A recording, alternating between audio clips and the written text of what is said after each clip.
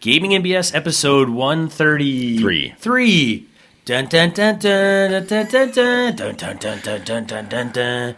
I don't even know our own theme song. That's all right. We're fine. Dun dun dun dun dun dun dun dun dun dun dun dun.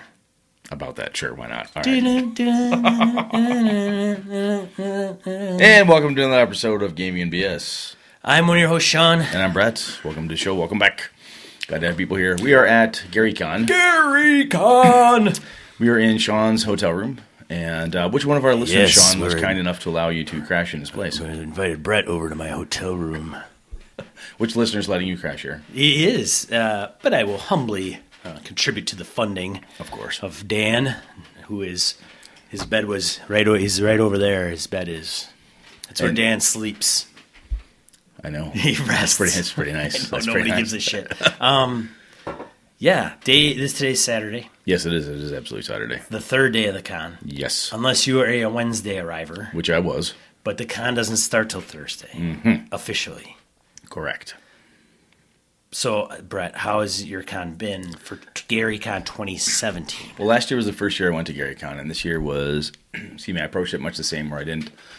The way GaryCon runs is similar to EverCon in that you really, it's nice if you have a ticket to get in an event, that's great because then you can have guaranteed seating and all that stuff. But there are shit tons of pickup games and walk-ups and all that stuff is totally allowed. I've been looking at a couple games, like Jen Brinkman was running stuff, Dave Beatty, and some of those folks like, hey, you should come play with me. I'm like, well, we'll see what happens. And then I started making my way to one of them, and then I run into like Nick Ambrosio or Dave and Corey Wynn, the guys I'm staying with.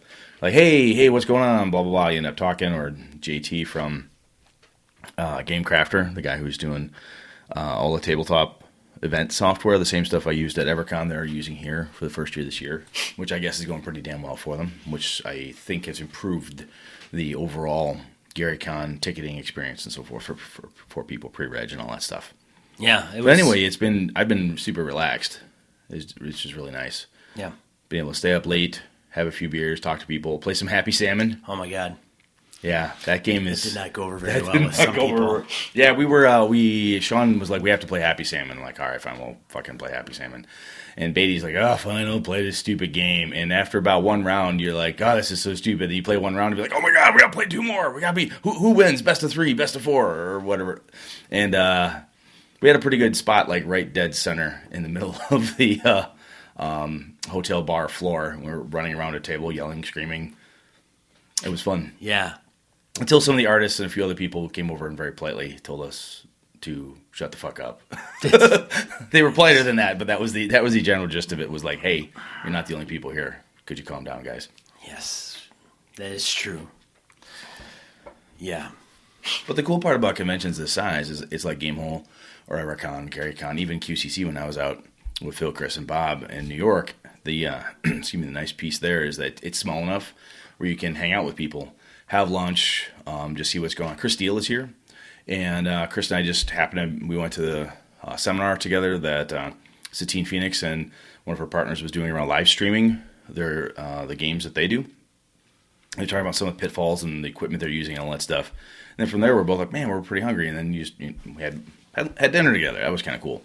And it's harder to arrange some of that stuff at a bigger convention, like, say, Gen Con or something like that. So the intimate nature here. I mean, I spent 3 hours with Chris, and I spent like 3 hours with Matt Forbeck just talking about books, his time in the industry, how the Dana Jones Award spawned because he wanted to have a birthday party at Gen Con, and that's kind of where some of that came from. And that's just cool stuff. Talked to Schwab, Shadows of the Demon Lord, heard some amazingly cool, very Mr. Schwab style stories. Those were a lot of fun. Got to go hang out at Frank Menster's house, pre-con thing, Wednesday night. Corey and Dave have gone there before, so they wanted to drag me out there, and that was a blast. So it's been fun. It's a lot of, after running a con and then, quote-unquote, working at Gamehole with you, with the booth and just talking and doing stuff, this one's pretty mellow, I think. Yeah. You've been actually gaming more, though. What have you played? I have gamed. I have played Friday, which would have been yesterday. Mark Hunt ran Gangbusters. For those of you that know what Gangbusters is, then great. For those of you that don't, it's 1920s gangsters. And we played The gangsters we played were all, it was called One Last Job. We all played criminals from like the DC comics. So I happened to be Two-Face. One was the Riddler. One was the Penguin, the Joker, the Goon, which I think is from Dick Tracy, actually. And then I think Nutmeg was one that Mark made up because it was like Nutty Megan. Oh, so okay. Nutmeg, Okay. So a lot of things having to do with spice. Gotcha. So the scenario was for like the first hour, us trying to come up with a way to steal $7.4 million in gold bars off a train that had it's an engine and 2 train cars. And the 2 train cars are completely full of the gold. And so, chaos ensued. Laughs were had by all. Mark was really great. And he's going to be kickstarting a revision of Gangbusters. Yeah, I talked to him about that before he ran for you, and he's got prototype boxes. He has the rules 99% done. Maps, minis, all this stuff. It's a little bit bigger. It's about digest size. He wants to do a box and a whole bunch of. He's keeping it real, as the kids would say. He's got it in a very realistic approach of what he's trying to accomplish. And from what he said to me, he's like, if you have any of the original Gangbuster stuff and you wanted to like fold it into this game, he said you wouldn't even notice the difference. He said the changes I'm making are very small, but he got a hold of the rights so he could put this thing out. And I think he's saying it's going to be a couple months. Excuse me, before he actually gets it all put together, but that'll be cool. I told him, I said, once you're ready, dude, we got to get you on the show so we can talk about it, because that's one of those Kickstarters that, Matt Forbeck is walking by like, hey, Matt, come over here, take a look at this. Matt's like, holy cow, I played the hell out of that game. That's great. I can't believe anybody's doing that.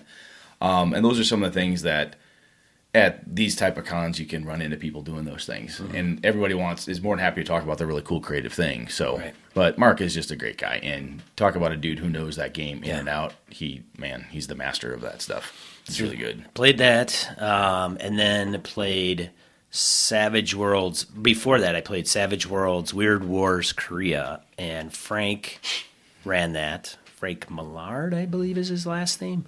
And Frank comes from just down the road from Madison. He's the local guy. He's that's right. Out of Edgerton. And he had a big, I posted a couple pictures online where it was, on the table he made a set piece, diorama, what have you. It looked like a MASH 4077 camp. And so we played soldiers tasked to the gist of it was that something happened where now the MASH hospital is behind enemy lines and occupied by North Korean soldiers, and we were to go there and basically survey what was going on and not be able to break radio silence or shoot anybody, weapon silence for 96 hours. So even though you'd go there, you could say, well, I think we have enough, we should leave. But it's like not 96 hours yet. You have to stay. Yeah. And your evac is not happening for 96 hours, so just hold tight. I have to give it to Frank. It's a Weird Wars scenario, which for those of you not familiar with Weird Wars, just think of it as kind of a mashup between something strange, like maybe Cthulhu or undead or werewolves. During the Korean War in this instance. And so there was a lot of, it's an interesting adventure because you're kind of like not sure what to do, right? You kind of like hang out, you're watching, and then when the weirdness happens, do I shoot it? Do right. I break that silence, yes. or what do I do? Yeah, and we went through that, got through it pretty quick, not quickly, but just the overall ending was swift and good. And then I was set to be in a game this morning, which I overslept and not very happy and relatively embarrassed at the whole thing because my alarm didn't go off, which wasn't an excuse, but I was just really tired. Really tired. Really tired. There's only so many martinis one man can have before becoming very tired. Yeah. So the other, we ran into James Carpio. Friend, patron of the show. Yep. And, of course, Merle Rasmussen, because Top Secret, what was Acrid Herald is now Top Secret New World Order. www.secretnwo.com. They don't have a Kickstarter ready yet, but it's coming. Right. They were handing out little bookmarkers and some cool stuff like that. They had mock-up boxes, big drop things where you like put your face in a picture type of thing. And Merle ran games. James is running games. I think Jason is running games. Elliott, yeah. Jason Elliott. So that's got a pretty strong presence. I know I tweeted that out and immediately Phil's like, "Can I buy one? Make that 2. Can you get 2?" It's not ready yet. I don't necessarily know when it's coming, but Merle's just tickled pink. And Merle Rasmussen, being Merle, he'll talk and he'll be more than happy to tell you all about it. He's a great guy. So, the other thing that I had a chance to do, so I was hanging out with Tim DeShane and Dave Beatty, and we're talking about the Goodman Games always does a raffle after What's New. So we find out that Goodman Games has partnered with WotC. Mike Merles is in the room and says, "Hey, by the way, we're going to let Goodman Games republish B1 and B2 in Search of the Unknown, Keeping the Borderlands. And we're going to convert them to 5e. We'll publish them for them." Great, really cool. And then their Lankmar box set Kickstarter started off today as well. And that is Saturday. What the hell the date is? Today is the March 25th of 2017. So anyhow, that's live. And we're hanging out, and Goodman's going to have the raffle. And they also did the Strongest Judge tournament, where what you're supposed to do is put your arms straight out in front of you, like a so, and then they stack books on your arms. And the one who can hold the books the longest without having to drop them, or at least lower them down as gently as possible, wins. And it's the huge Judges Guild Kickstarter book that they put out, which is like an oversized coffee table book. It's just gorgeous. So DeShane and I both figured out what would happen is we both have long arms, like us dudes with these big wingspans. We're going to get up there. It's going to be a leverage problem. And yeah, the dude who won was a little bit shorter than Tim and I, but stocky, really well built, and a little shorter arms. And he was like, boom, just right there. We were all you're holding these heavy books, you're like twitching and shaking, but it was funny. It was a damn good time. But I'll tell you, so Sean and I were trying to figure out, what we're going to talk about today, because you're at the con and don't just want to talk con stuff. But one of the cool things, I shouldn't say cool, but cool thing, the OSR aspects of this con, right, are obviously huge. There's Gary Con, so there's tons of AD&D. Frank Mention's here, Jim Ward, all those guys are around. Tim Kask and all that stuff. There's plenty of really cool old games.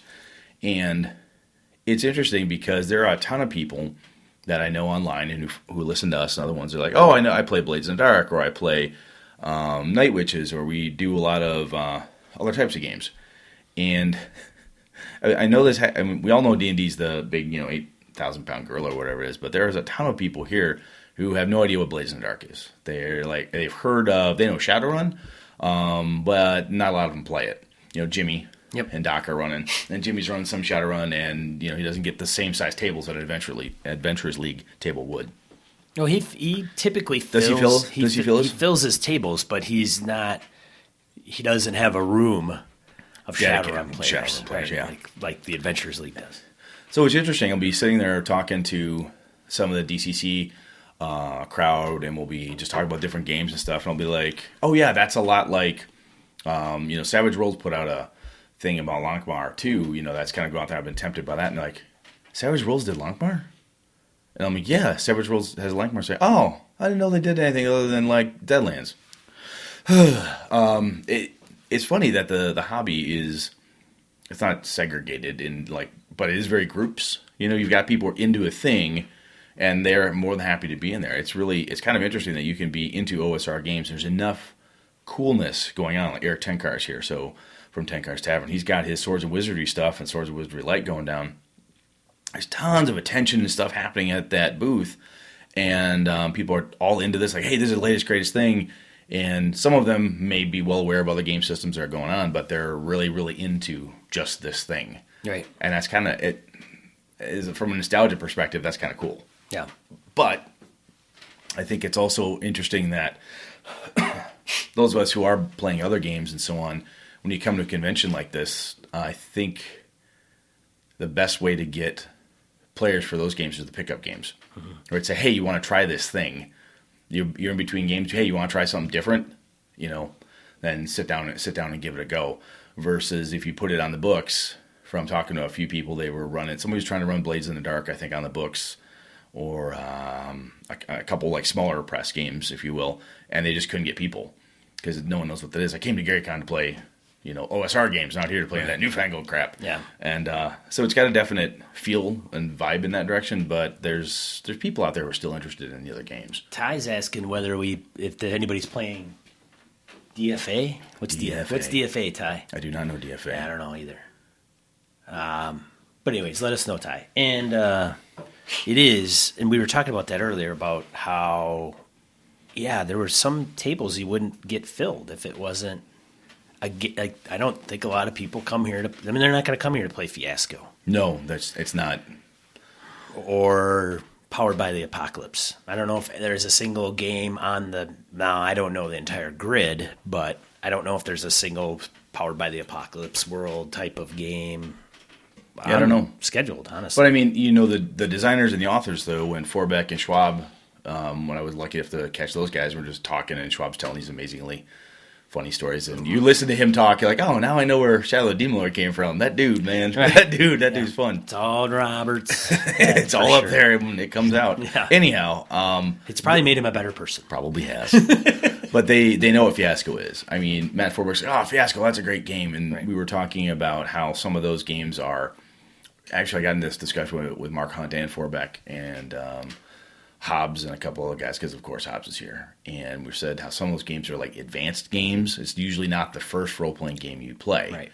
I use like Hillfolk as an example, or even Amber Diceless, or it may be out for a while and it's well known in certain circles, but you don't often get somebody who cut their teeth playing. Amber Diceless was the first role-playing game I ever played, or hey, I only played Fiasco and that's the only RPG I ever heard of, and that was the first one I played. Right. A lot of the OSR games, I still think one of the reasons they're incredibly popular is not only because of the nostalgia factor of men and women our age, in their 40s, and going, oh yeah, that was really cool. I want to buy stuff that was similar to my home game or whatever. Now it's being reprinted, but they're easy, they're very accessible, and they're very familiar because they have. I'm kind of like D&D, but in this other format, and I think some of the smaller book games like Dungeon World transcend that, where it's a small book game, but you could easily play Dungeon World as like your first game. You've talked about that before. Mm-hmm. Well, that's a good intro RPG. That's not D&D. Right. And however, I don't know how well Dungeon World will go over here with the type of gamers that are at GaryCon. Maybe it'll go over really well. I don't know. Mm-hmm. That's one of those things I was kind of noodling in my head coming back next year. Should I run games on the grid, and what should I run? Should I bone up on Dungeon World and try to see if I can run some of that off the grid, just to have a different flavor of games out there. Yeah. So is that the topic we're talking about? Is this the topic? I think so. Are we talking about, is this the main topic of the show? I think this is the main topic of the show. I see. Okay. Because we're not going to we don't have random encounter, because we don't have a computer up in front of us at the moment. And die roll is kind of some of the cool things that we just heard about already. So we're kind of running this by the seat of our pants, because we don't have the pants popping my peas.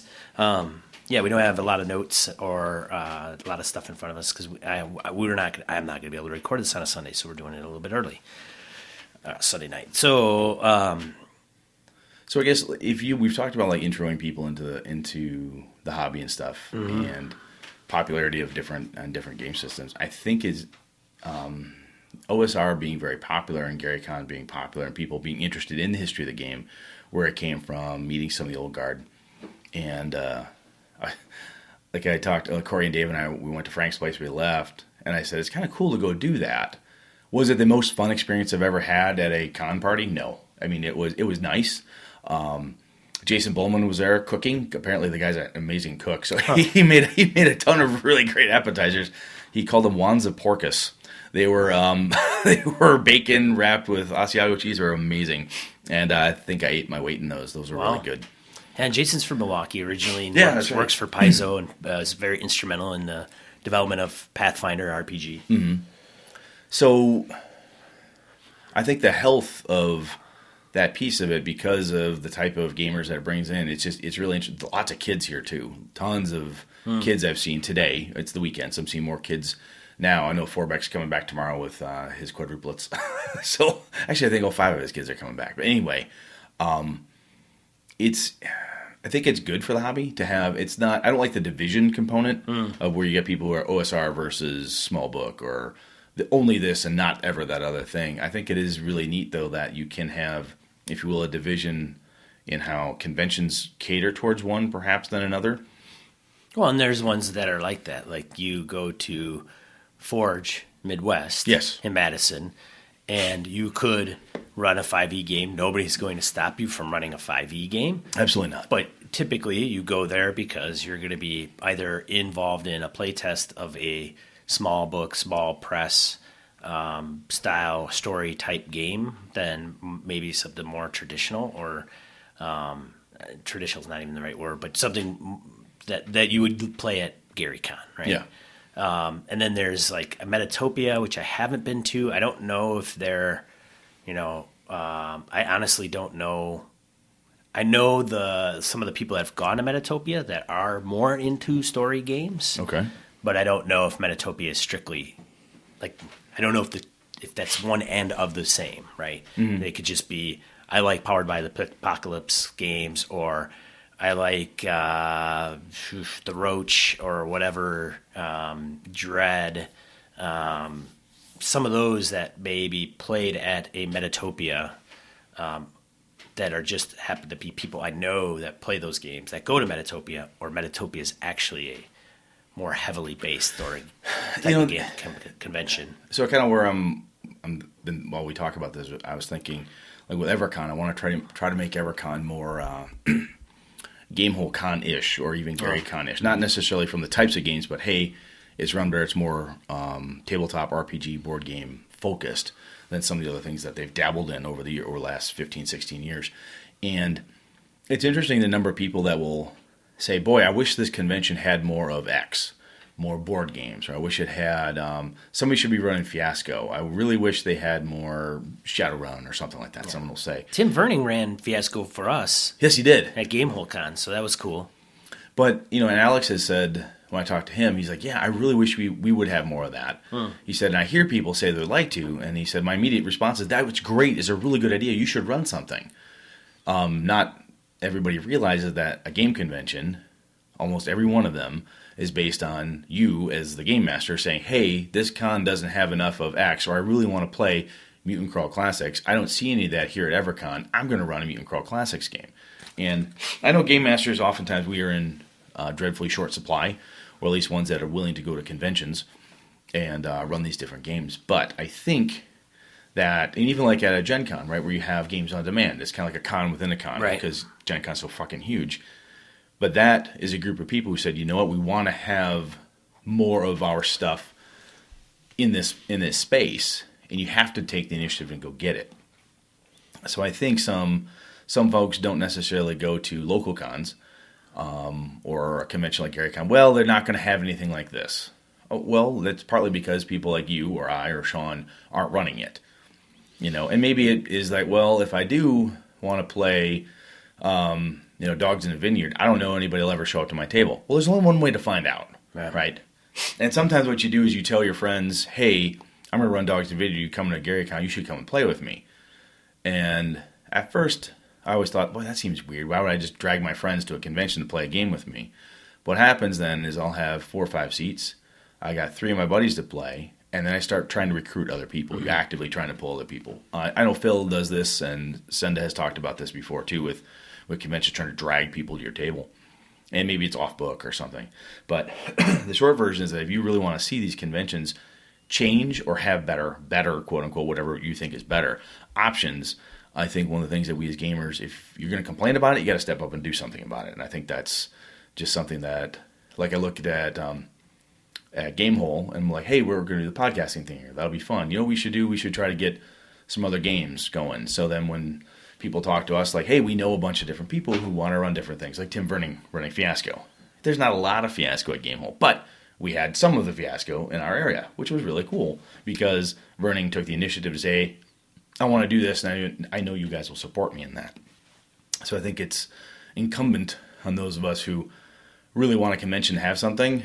Well, you might have to step up and offer to do it. Yeah, if there's nobody to do it, you might as well, you got to do it yourself to some degree. But also with the guests, I think, I don't know how many people go to cons for the guests that they have, but obviously with Gamehole Con and Gary Con, they're very intensive with the folks that are involved with Wizards of the Coast products and Monty Cook was at Gamehole. Monty Cook was there, which is true. So you got a little bit of diversity as far as the industry guests, but still going to be heavily D&D based. Rob Schwab obviously is not. I don't know. I would probably lump him in. Because he's independent himself, but it's still, almost like a Monty Cook, right? Monty Cook's independent. The same thing with a big Monty. Thing. Yeah, and Monty comes from a lot of people know him from the 3.0, 3.5 days anyway. But Jason Morningstar or I don't know Fred from Evil Hat, yep. or some of those folks. Well, they had. I know Gamehole had Tweet and Heinzo. We talked about that when they were there, and but again, all the roots from D&D. They do have D&D roots, and that is a.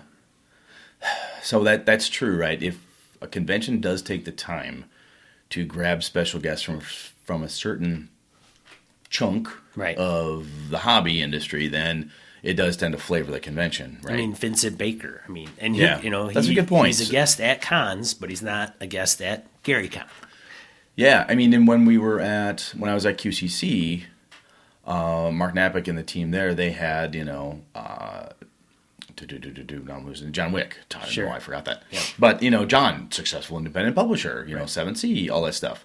And he was the guest of honor, and he was there. They've had Ken Hite there. Right. Now Ken works full time for Pelgrane, but even that's a smaller press. And it was interesting. We did have seeing John at QCC. It's a 5, maybe 1,000 person size of convention, but to have John there was a bit of a draw. But he didn't have a full table when Chris Nizak and I sat down to play with him. Sure. Because he said, "Hey, I got room. Come here and play." I'm like, "All right, dude. I'll play with John Wick. What the hell, man? If I'm gonna play 7C in my initiation, the guy who wrote it, I'll do that." Yeah. And it's again, it's kind of interesting. He knows how to. One, he's John Wick, so he's gonna hey, get over here and play my game.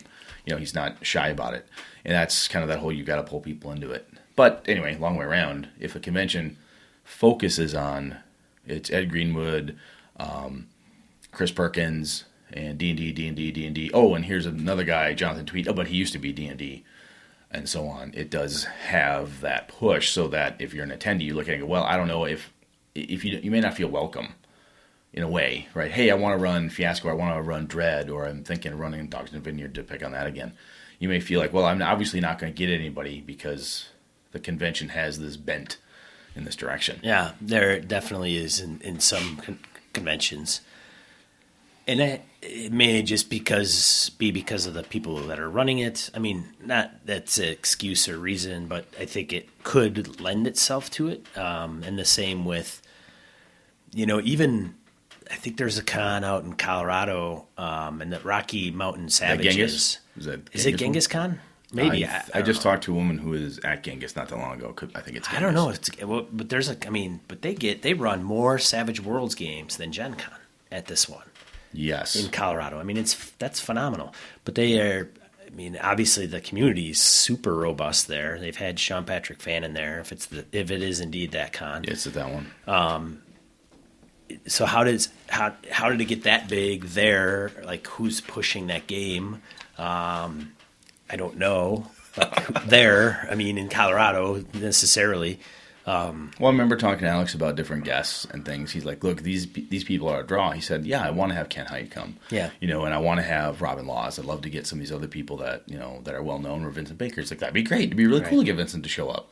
If I can swing that, I'll definitely do that." Mm-hmm. He said, "But I would." Yeah, he's not opposed to it at all. And he said, "But Brett, I would be a fool to say, hey, Chris Perkins, nah, I'm full. Right, I'm good, dude. Right, because he has a big draw, and it's the." So again, I guess it goes both ways, right?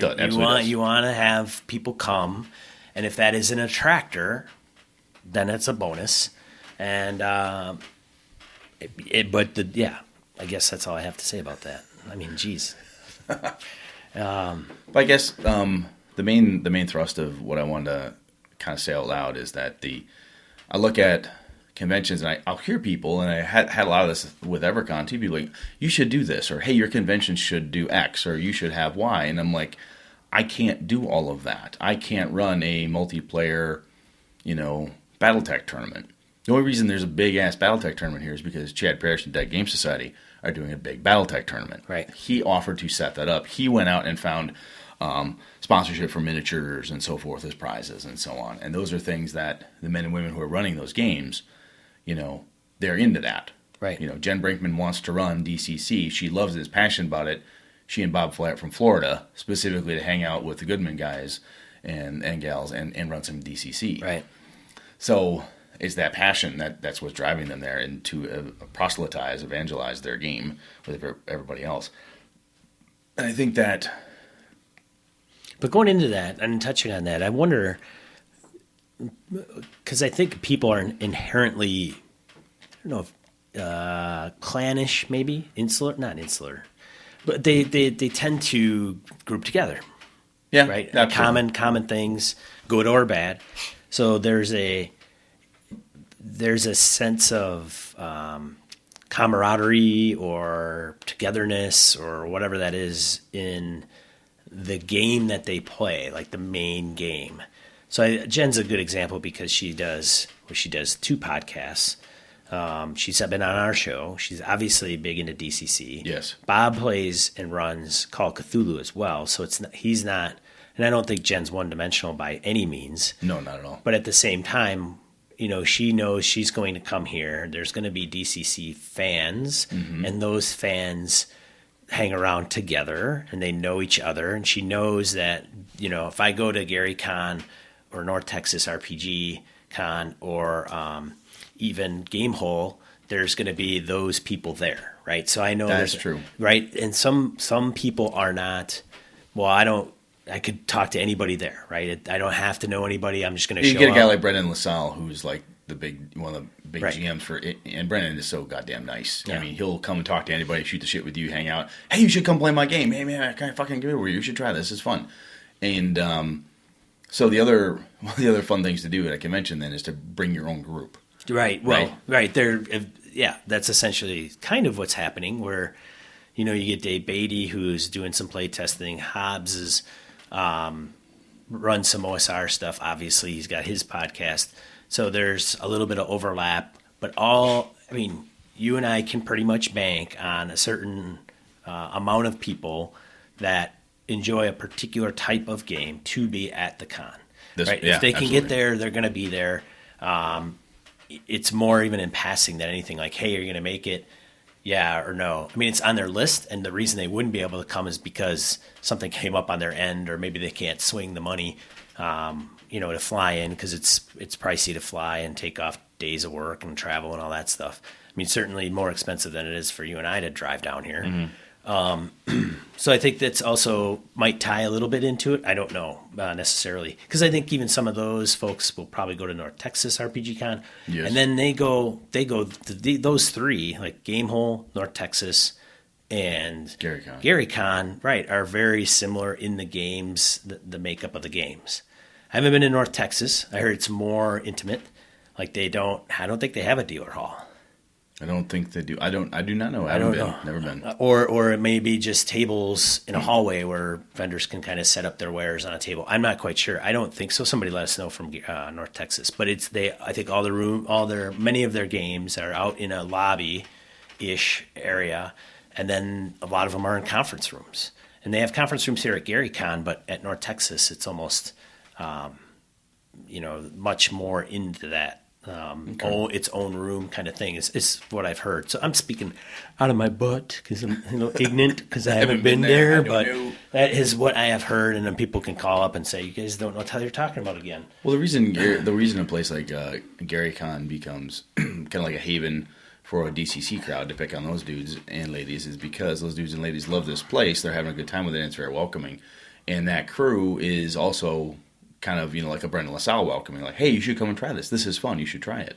And that's why I think if you want to take, so I'll give big props to Eric Farmer and Kevin Lovecraft and Austin when they wanted to do some kind of a variant of the Games on Demand. Games on Demand at EverCon. It did not go over well. Frankly, it didn't. And they've already figured out better ways to try to do it. But they love the hobby. And I told them, like, guys, I feel really bad. You only got a couple takers, and for my kids, we're like the only people one day. I'm like, man, I feel bad. And they're like, no, dude, this is fine. It's going to take a while to get people to understand what we're doing, what we're trying to play, and you get a couple of them that had fun this year. They're going to come back next year and say, oh, you're the guy or woman who ran this thing for me. Hey, Angela, I like this thing you ran. You ran Blades in the Dark for me. That was cool. Are you doing that again? And they're going to want to sit down and play with you. Yeah. So I think they're willing to step into the EverCon arena and try to help forge a piece of that, indie game vibe into a portion of that convention that I'm helping out with. So I think that's pretty cool. Yeah, I gotta hand it to Kevin and those guys and Austin and Eric. That when I had heard that Kevin was going to kick it off, I didn't know Eric was going to be involved. I know he was going, but I mean, I thought in Wausau that's going to be tough. It was tough market to break into games in demand. Not impossible by any means, but you got to have, first of all, you got to have so many get to the con. Mm-hmm. And then you got to have a certain amount of people that are interested in that game, or you've got to promote the living snot out of just that kind of piece, right?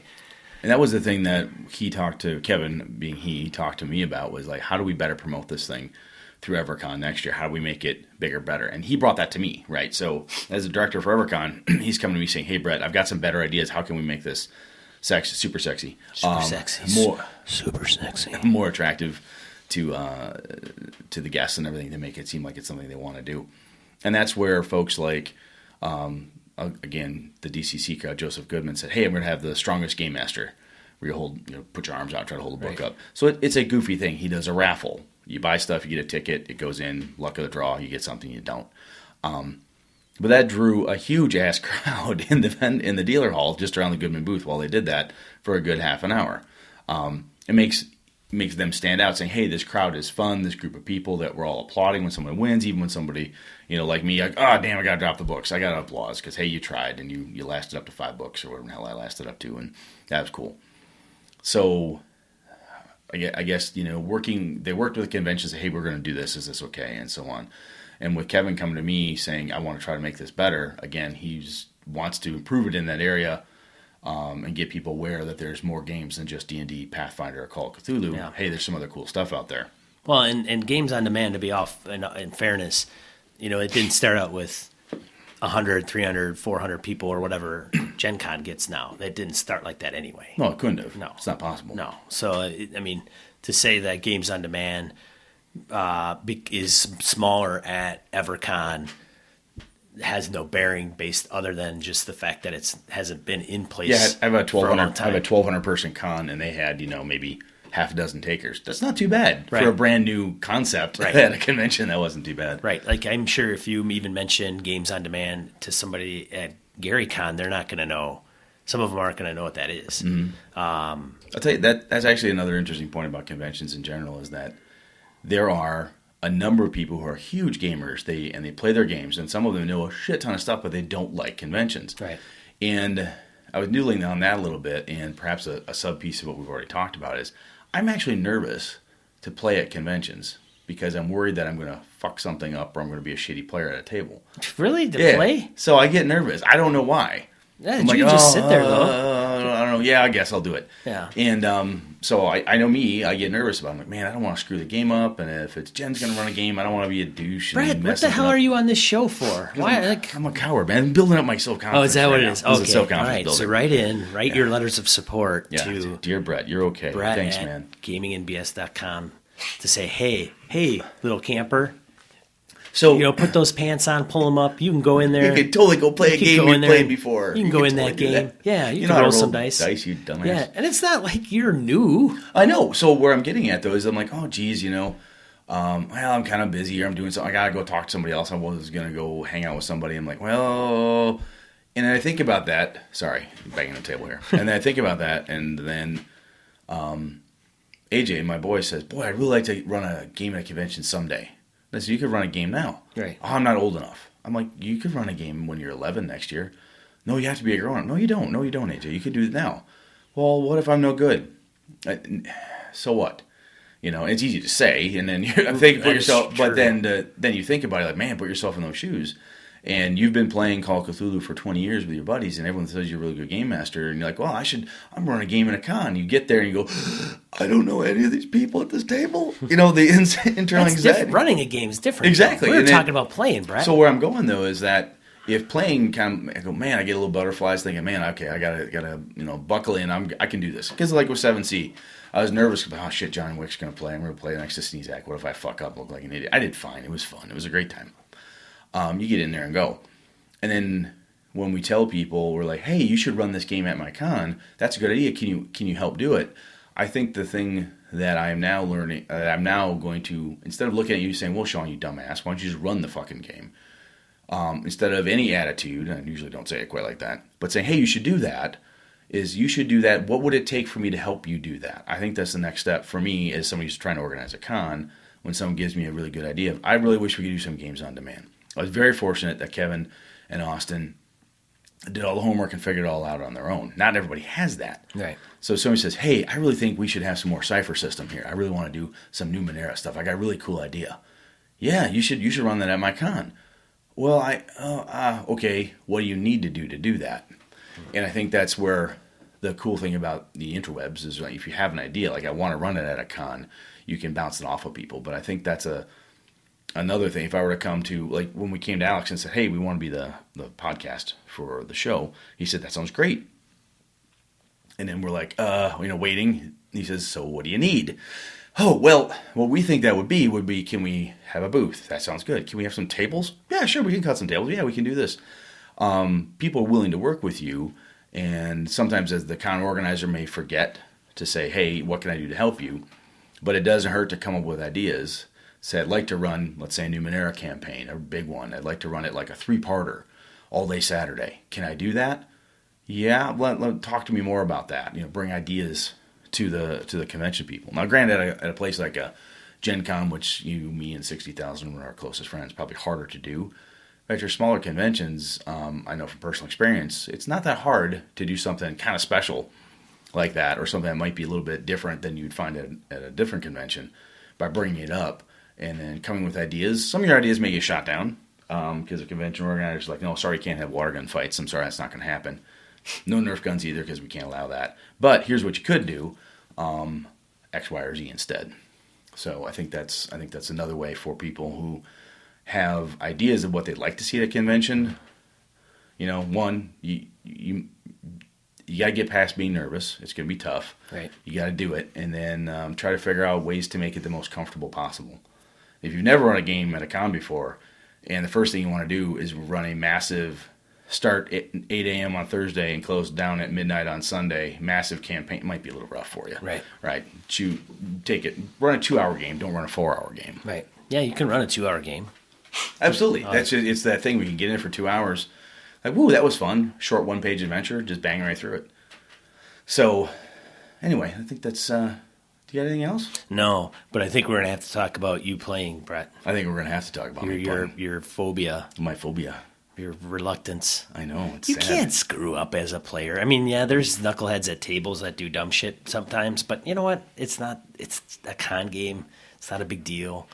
There's plenty of discussion around the table, like, to try to accomplish something in a team.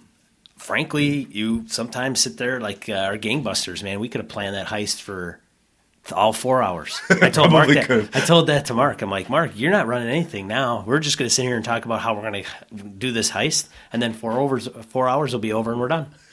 You won't have to do a single thing. You just lay it out to us, and we'll just sit here and bullshit with each other for 4 hours. That's funny.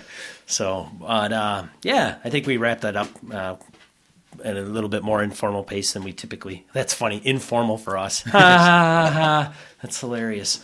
But anyways, let us know like what you think of cons and how they've been influenced, or if you have reservations. I mean, we talked about running con games, right? Absolutely. And the other thing I'm interested in too is like, how did you, if you had reservations, how did you get by them, and what do you like to see at conventions? Apart from like, hey, I like to see 500 games in Numenera. Great, you're a Numenera fan, brother. I dig it.